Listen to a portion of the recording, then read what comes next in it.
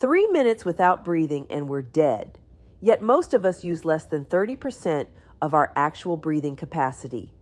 Today, we're exploring how this basic life function might be the key to unlocking extraordinary healing potential. That's fascinating, and it reminds me of the groundbreaking work by Dr. Asar Hapi.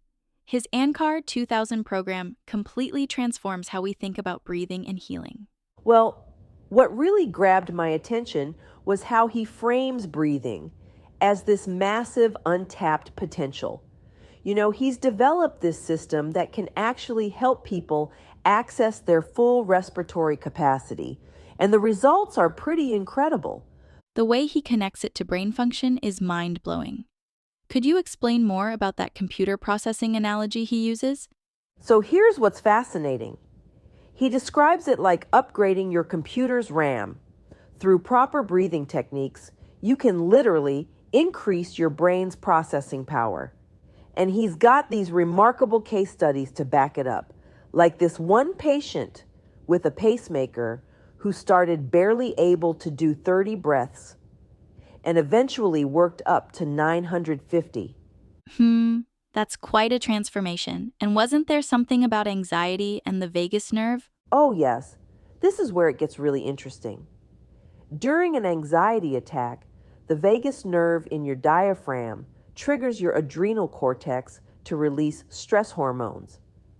But, and here's the key, specific breathing exercises can actually interrupt this process by activating the parasympathetic nervous system.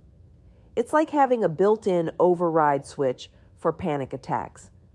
The case studies really bring this to life. I mean, that story about the paralyzed patient is incredible. Right?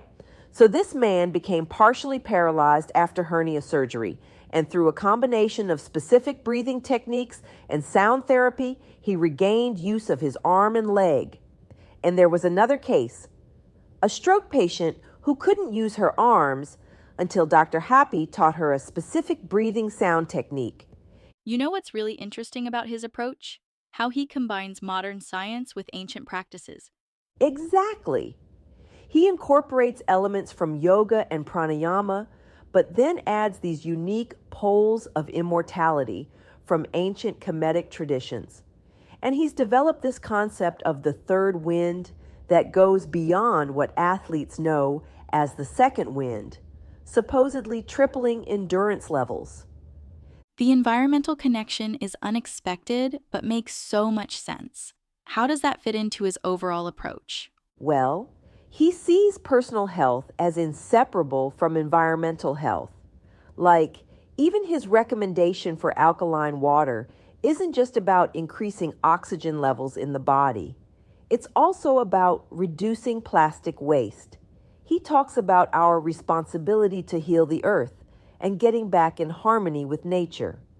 And his dietary recommendations tie into this holistic approach too, don't they?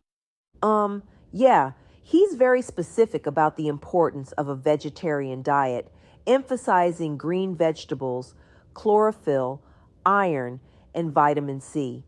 He's actually found some interesting connections between dairy products and various health issues, like fibroids and increased body acidity. The way he explains organ function through breathing is fascinating too. So get this. He describes how deep diaphragmatic breathing actually massages your internal organs. It's like having an internal massage therapist working 24/7. He's seen this help with various conditions, including diabetes. And when you combine this with proper hydration, like in that case with the priest who had a sickle cell crisis, the results can be pretty dramatic. That makes me wonder about the long-term implications for healthcare. Well, that's what's so exciting about this.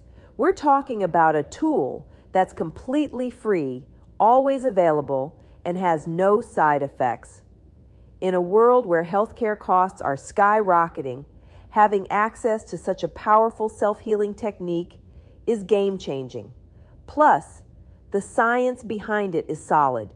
The way breathing affects our nervous system, brain waves, organ function, and stress responses is well documented. So, what would you say is the most surprising discovery from all this research? You know what really gets me? The fact that we're all walking around with this incredible healing tool, but most of us are only using a fraction of its potential. It's like having a supercomputer, but only using it to check email. When you understand how breathing affects everything from brain function to organ health to emotional well being, it's pretty mind blowing. That really puts things in perspective. And here's what I think is the real takeaway: we don't need fancy equipment or expensive treatments to start improving our health. Sometimes the most powerful solutions are the simplest ones. As Dr. Happy says, it's about listening to our bodies and becoming aware of what they're telling us. We just need to learn how to breathe properly, and that could make all the difference.